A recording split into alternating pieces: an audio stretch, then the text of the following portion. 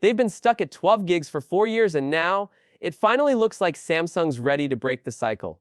But what's even crazier, that's not the wildest thing happening with the Galaxy S26 Ultra. RAM upgrades are just the beginning, because under the hood, Samsung's planning moves that could shake up everything from stylus support to camera tech to the processor war against Apple.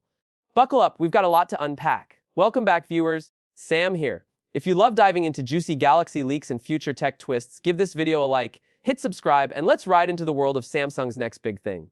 So, here's the deal. For years, Samsung's Ultra phones have talked big but kept RAM upgrades locked to select markets. The S25 Ultra had 16GB RAM, but only if you were lucky enough to live in China or Korea. The rest of us stuck with 12. But according to a new leak, the S26 Ultra is finally breaking free, offering 16GB as a true global option. No region limits, no special editions, just raw memory muscle for everyone. Until you remember, the last true global Ultra with 16GB RAM dropped way back in 2021. Since then, stagnation. And with Apple gearing up to put 12GB in their next iPhones, Samsung's got every reason to reclaim the throne. They've always flexed harder on RAM, and it looks like they're not backing down now. But hold up, that's just what's happening above the surface. Behind the scenes, things are getting messy and interesting, because Samsung might be about to kill off one of the Ultra's most iconic features, the built-in S Pen. Yeah, you heard that right. According to early leaks about the S27 Ultra, Samsung is seriously considering ditching the internal stylus. Instead of the sleek slot we've gotten used to, we could see a return to the old-school external S Pen. Like on the Fold lineup, like the S21 Ultra. Why? 2 reasons: cost and space. With every millimeter counting, removing the S Pen could make room for a bigger battery, more advanced thermal management, or a whole new component we haven't seen yet. And let's be real, Ultra phones aren't cheap.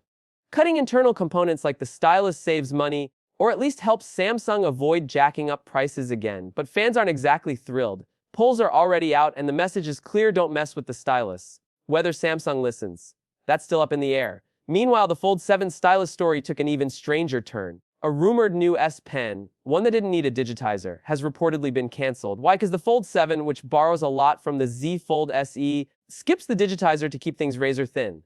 That might save space, but it also kills S Pen support entirely. Some fans are calling it a step backward. Others say it's the price of progress. Either way, it's Samsung being Samsung, bold, unpredictable, and not afraid to ruffle feathers. Now, back to the S26 Ultra, where things are heating up in the camera department too. After years of playing it safe, Samsung is gearing up for one of the biggest camera overhauls in recent memory. First up, a next-gen 200MP sensor using inkjet printed optics. Sounds wild, right? Here's the short version. Smartphone lenses are made up of multiple glass and plastic layers. Samsung's new inkjet tech replaces those thick, reflection-reducing plastic films with ultra-thin coatings printed between the lenses. That means sharper images, slimmer camera modules, and hopefully, no more absurd camera humps that stick out like a cliff. Oh, and remember variable aperture from the Galaxy S9 Plus? It's making a comeback, but way more advanced. Instead of just 2 stops, the new system could allow seamless shifts like f1.6 to f4.0, giving users precise control over depth of field and low light performance. It's the kind of tool that pro shooters crave, and Samsung just might be the first to nail it in a mainstream flagship. There's also talk of scrapping the dedicated 3x zoom lens in favor of a single massive periscope sensor that handles both mid and long-range zoom. It's still in testing, but early prototypes suggest Samsung's finally rethinking the overcomplicated quad lens layout we've seen for years. Meanwhile, even the regular S26 and S26 are getting love. They'll stick to 50MP cameras, but with new sensors from Samsung's GN series. So expect better processing, cleaner night shots, and maybe, just maybe, an end to the ultra or nothing camera gap. And now, let's talk about power, because the S26 might also be Samsung's most energy-efficient Galaxy series ever. Forget the silicon-carbon rumors for now. Samsung's reportedly shifting to a new battery design codenamed Suzanne, using stainless steel instead of plastic. Why does that matter? Steel's stronger, manages heat better, and takes up less space, which means more juice, cooler temps, and longer lifespan. Apple's been using it already, and now Samsung's jumping on board. But all of this hinges on one critical decision: the chip. Samsung's still torn between Qualcomm's next-gen Snapdragon 8 Elite 2 and its in-house Exynos 2600. The S26 Ultra will definitely use Snapdragon worldwide, but the regular S26 and S26s, that's still undecided. Early benchmarks show the Exynos 2600 beating Apple's A18 Pro. Yes, really?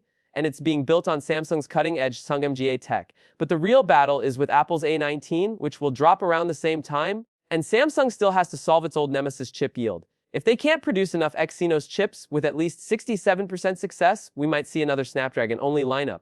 Either way, The clock is ticking. Samsung is until the end of 2025 to finalize the chip lineup for early 2026 launch. And what they decide won't just shape the S26 series, it could decide if Exynos has a future at all. So yeah, RAM upgrades, camera reinventions, stylus drama, chip wars.